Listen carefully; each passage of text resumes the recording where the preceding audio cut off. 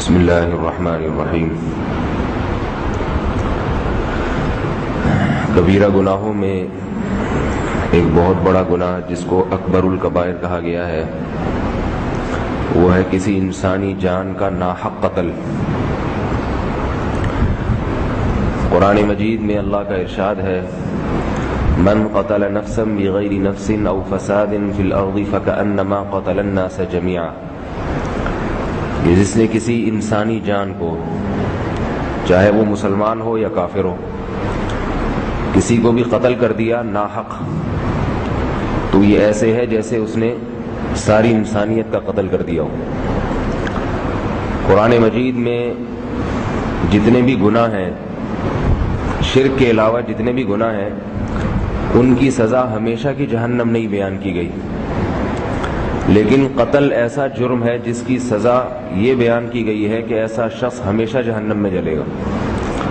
وہ الفاظ اتنے سخت ہیں، فرمایا وَمَن يَقْتُلْ مُؤْمِنًا مُتَعَمِّدًا فَجَزَاؤُهُ جَهَنَّمُ خَالِدًا فِيهَا وَغَضِبَ اللَّهُ عَلَيْهِ وَلَعْنَهُ وَأَعَدَّ لَهُ عَذَابًا عَظِيمًا۔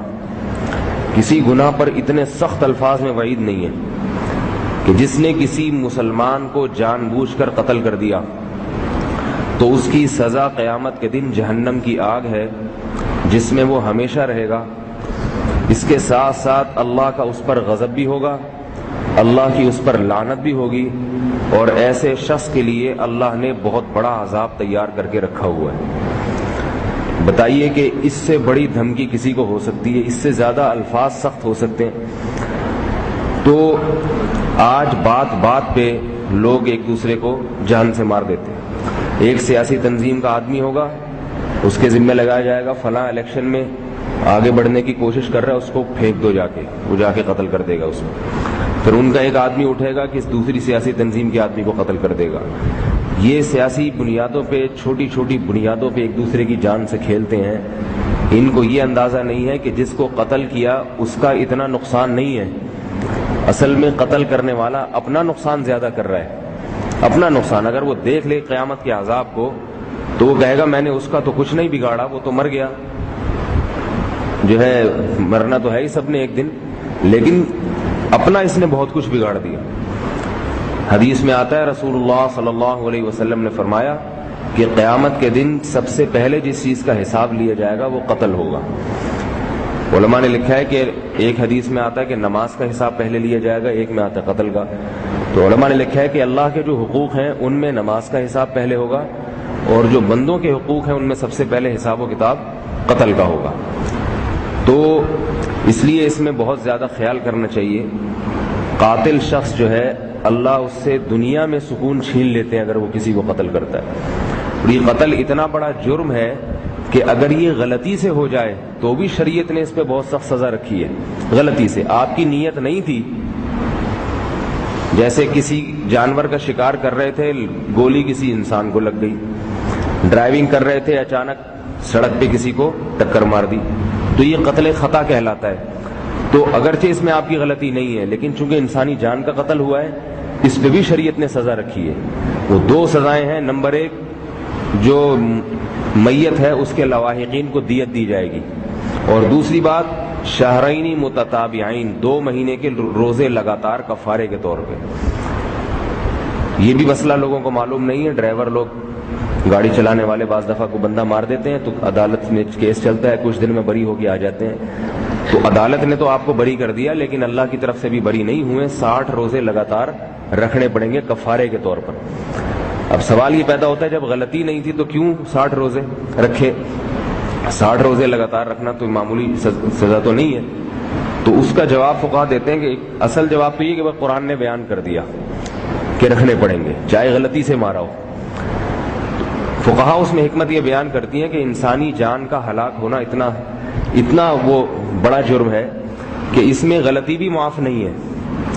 شریعت کہتی ہے کہ یہ پہلے خیال کرنا چاہیے کہ میرے کسی عمل سے کسی کو نقصان نہ ہو جائے، پہلے خیال کرنا چاہیے۔ اور اس پر بھی شریعت میں سزا ہے کہ عورت اپنے حمل کو اگر ضائع کر دیتی ہے اس پہ بھی شریعت نے سزا رکھی ہے۔ تو حمل حالانکہ اس میں وہ پیدا نہیں ہوا، ابھی دنیا میں آیا ہی نہیں ہے، لیکن چونکہ وہ بھی انسانی جان ہے تو اس کو بھی دنیا میں آنے کا زندہ رہنے کا اتنا ہی حق ہے جتنا دوسرے لوگوں کو ہے۔ تو آج عورتیں چھوٹی چھوٹی باتوں پہ حمل گرا دیتی ہیں۔ تو علماء نے لکھا ہے، علامہ ابن کثیر رحمۃ اللہ علیہ بہت بڑے مفسر گزرے ہیں، انہوں نے لکھا ہے کہ قرآن مجید میں جو یہ آیت ہے وَإِذَا الْمَوْءُودَةُ سُئِلَتْ بِأَيِّ ذَنبٍ قُتِلَتْ، جس دن زندہ دفن کی ہوئی بچی سے پوچھا جائے گا کہ بتا تجھے کس جرم میں قتل کیا گیا۔ عرب میں عادت تھی بچیوں کو زندہ دفن کر دیتے تھے، تو اب اس بچی کا تو کوئی پوچھنے والا ہے ہی نہیں، بدلہ کون لے گا؟ باپ ہی جب دفن کر رہا ہے تو کون بدلہ لے گا؟ قرآن میں اللہ نے بتایا کہ میں بدلہ لوں گا قیامت کے دن، اور اس بچی کو زندہ کر کے میں پوچھوں گا اپنے قاتل کا نام بتا۔ تو علامہ ابن کثیر نے لکھا ہے کہ وہ عورتیں جو اپنے حمل کو گرا دیتی ہیں تو یہ بھی اسی وعید میں داخل ہیں، کیونکہ اس حمل کی طرف سے تو قصاص لینے والا، بدلہ لینے والا کوئی بھی نہیں ہے۔ ماں جب خود ہی گرا رہی ہے تو کون پوچھے گا؟ فرمایا کہ قیامت کے دن اللہ اس کا بدلہ لے گا اس ماں سے جس نے اس کو ضائع کیا ہوگا۔ تو ڈاکٹر کے لیے بھی جائز نہیں ہے، کوئی عورت اس کے پاس چاہتی ہے، اور عورت کے لیے بھی جائز نہیں ہے۔ باقی اس میں کچھ مسائل ہیں، تفصیل ہے، وہ پھر کبھی ضرورت پڑے تو علماء سے پوچھی جا سکتی ہے۔ تو حاصل یہ نکلا کہ قتل نفس کو اللہ تعالیٰ نے بہت بڑا جرم قرار دیا، جس کی سزا ہمیشہ ہمیشہ کی جہنم۔ ایک دفعہ عبداللہ بن عباس رضی اللہ عنہ کے پاس ایک شخص آیا اور کہنے لگا کہ کیا قاتل کی توبہ قبول ہو جاتی ہے؟ کیا قاتل کی توبہ قبول ہو جاتی ہے؟ تو عبداللہ بن عباس سمجھ گئے کہ اس شخص کا ارادہ ہے کسی کو قتل کرنے کا، اور اس نے سوچا قتل کر کے میں توبہ کر لوں گا۔ تو عبداللہ بن عباس نے فرمایا کہ قبول نہیں ہوتی۔ یہ بڑا سخت اس کو جواب دیا کہ ایسے قاتلوں کی توبہ قبول نہیں ہوتی۔ مطلب یہ تھا کہ توبہ کی نیت سے لوگوں کو مارتے چلے جاؤ اور بعد میں یہ سوچ لو کہ ورنہ توبہ تو ہر جرم کی قبول ہو جاتی ہے۔ اصل تو مسئلہ یہی کہ کسی نے اگر کر لیے ماضی میں، اب اللہ سے گڑ گڑائے اور جو بھی اس کے علماء سے پوچھے کہ کیا کرنا ہے مجھے، تو لیکن یہ کہ اس نیت سے قتل کر دینا کہ میں بعد میں توبہ کر لوں گا، اس کو عبداللہ بن عباس نے فرمایا کہ ایسے قبول نہیں ہوتی۔ اور دوسری بات یہ کہ اللہ تعالیٰ نے چند باتوں میں قتل کی اجازت دی ہے، چند چیزیں ایسی ہیں جن میں قتل کی اجازت ہے۔ ایک تو یسعون فی الارض فساد، کہ وہ شخص جو زمین میں فساد مچا رہا ہو اور اس کو قتل کیے بغیر اس کے فساد سے روکنا ممکن نہ ہو۔ جیسے یہ ڈاکو لوگ ہیں، بندوق کے ذریعے چھینتے پھرتے ہیں اسلحے کے زور سے، تو ایسے ڈاکوؤں کو قتل کرنا ثواب کی بات ہے، ان پہ ترس نہیں کھانا چاہیے۔ لیکن اس میں یہ اصول ہے کہ ایسا ڈاکو جس کے ہاتھ میں اسلحہ ہو اس کو تو قتل کرنا جائز ہے، اور اگر اسلحہ نہیں ہے، بغیر اسلحے کے کسی سے چھینا جھپٹی کر رہا ہے یا چور اچکے جو ہوتے ہیں، ان کا قتل کسی بھی صورت میں حلال نہیں ہے۔ بعض لوگ ایسے چوروں کو پکڑ کے بھی اتنا مارتے ہیں کہ ہڈی پسلی توڑ دیتے ہیں ان کی، تو یہ جائز نہیں ہے۔ ان چوروں کو پکڑ کے مارا تو جائے ٹھیک ٹھاک طریقے سے، لیکن ہڈی جسم یعنی وہ جو سارے پرزے جو ہیں وہ سلامت رہنے چاہیے اس کی۔ باقی ٹھکائی تو لگانی چاہیے، کیونکہ پولیس میں دیں گے تو پولیس تو پھر آپ مزید ٹریننگ دے کے اس کو چھوڑ دے گی کہ بھئی آپ نے غلطی یہاں کی، آئندہ اس قسم کی یوں اس وجہ سے پکڑے گئے تھے آپ، آئندہ آپ اس طریقے سے ہمیں دیکھیں ہم کیسے کرتے ہیں، پکڑے بھی نہیں جاتے، تو یعنی وہ بتائیں گے اس کو۔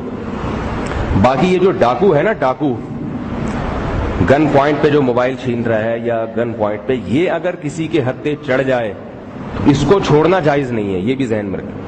اس کو وہیں لوگ مل کے جان سے مار دیں کسی بھی طریقے سے ممکن ہو، کیونکہ ان کی سزا قرآن نے بہت سخت بیان کی ہے، کیونکہ یہ کئی لوگوں کا خون کر چکے ہوتے ہیں اور کئی کا خون کرنے کا ان کا ارادہ ہوتا ہے۔ تو ایسے بدبختوں کی جو اصل سزا ہے قرآن نے بیان کی ہے، انما جزاء الذین یحاربون اللہ ورسولہ ویسعون فی الارض فسادا ان یقتلوا او یصلبوا او تقطع ایدیہم وارجلہم من خلاف او ینفوا من الارض، کہ ان کو چوک پہ لٹکا کے ان کے ہاتھ پاؤں کاٹے جائیں، پہلے دایاں ہاتھ کاٹا جائے، بایاں پاؤں کاٹا جائے، پھر سولی پہ لٹکا کے ان کے برچھا مارا جائے، چوک پہ لٹکا کے، ساری دنیا یہ تماشا دیکھے ان کا۔ تو جہاں اسلامی حکومتیں قائم ہوئی ہیں ماضی میں، تو وہاں وہ ایسا ہی کرتے تھے کہ ان کو چوک پہ لٹکا کے، ایئرپورٹ پہ یا ایسی جگہوں پہ ڈاکوؤں کو لٹکا کے عبرت کا نشان بناتے تھے۔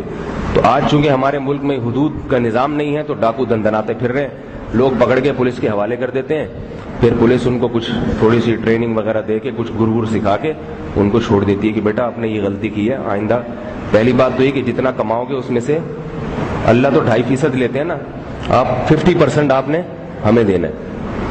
میں ایک دفعہ تھانے میں کسی کام سے بیٹھا ہوا تھا، تو وہ ایس ایچ او صاحب کے پاس فون آ رہا تھا کہ سر یہ اسٹار چورنگی پر ڈاکو پکڑ لیے 2 اور عوام چھوڑ نہیں رہی ان ڈاکوؤں کو. تو کہہ رہا جلدی سے چھڑا ان کو. میں بیٹھا ہوں وہیں پہ, کہہ رہا چھڑا کے لائیں ان کو جلدی سے. اب وہ لگے ہوئے ہیں, یہ بھی موبائل بھیج رہا ہے کہ ان کو چھڑوائیں. میں حیران کہ ڈاکو کو چھڑوانا کب سے کام ہو گیا. عوام کوٹ رہی تھی ان ڈاکوؤں کو پکڑ کے اسلحے کے زور سے. بہرحال 2 میں سے ایک کو تو لوگوں نے مار مار کے ادھواں بنا دیا تھا. تو اس کو جب اٹھا کے لائے, وہ تو بیچارہ بے ہوشی کی حالت, بیچارہ تو خیر نہیں کہنا چاہیے, بے ہوشی کی حالت میں. تو کہنے لگے سر ایک کو تو چھڑا لیا, دوسرا نہیں چھوٹ رہا. تو بہرحال دوسرے کو بھی پھر بڑی مشکل سے کسی طرح چھڑا کے لائے, دونوں کو جیل میں بند کیا انہوں نے. تو اس وقت مجھے اندازہ ہوا کہ پولیس کا کام ہے ڈاکوؤں کو چھڑانا. اگر پولیس سمجھدار ہوتی نا تو عوام کو کہتی بھائی کوٹ پیٹ کے جب مر آ جائے بتا دینا ہم آ کے. مقصد تو فساد کا خاتمہ ہے نا, لیکن خاتمے کی جب کوشش ہی نہیں ہوگی پھر تو یہ چیزیں بڑھیں گی پھر. تو اس لیے ایسے موقع پہ بلوا کر کے ڈاکو کو جان سے مار, لیکن یقین ہو کہ یہ ڈاکو ہے. بعض دفعہ لوگ ویسے ہی کسی کو کوٹ رہے ہوتے ہیں اور پبلک مل کے پوٹنا شروع کر دیتی ہے, پوچھتے ہیں نہیں کہ ہوا کیا تھا. تو اس میں کیونکہ قتل ہے, آپ سے اگر ناحق قتل ہو گیا, وہ ڈاکو نہیں تھا اور آپ نے مار دیا, تو پھر قیامت کے دن آپ سے بدلہ لیا جائے گا. اسی طرح کسی شخص نے کسی کو قتل کیا ہے تو مقتول کے لواحقین کے لیے, وارثین کے لیے جائز ہے کہ وہ اس قاتل کو قتل کر دیں. یہ بھی شریعت نے اجازت دی ہے. اگر کسی شخص نے قتل کیا ہے, کسی کا بھائی قتل کیا, کسی عورت کے شوہر کو جان سے مار دیا, یا کسی مرد کی بیوی کو جان سے مار دیا, یا بیٹے کو مار دیا, یا باپ کو مار دیا, تو بھی شریعت نے اجازت دی ہے کہ اصل تو حکم یہ ہے کہ یہ حکومت بدلہ لے. لیکن اگر حکومت بدلہ نہیں لیتی تو شریعت نے میت کے لواحقین کو بھی اجازت دی ہے کہ وہ خود بھی اس کو جان سے مار سکتے ہیں, اور بہتر یہ ہے کہ وہ معاف کر دیں اور دیت وغیرہ لے کے اس کو چھوڑ دیں, لیکن اجازت دی ہے بہرحال.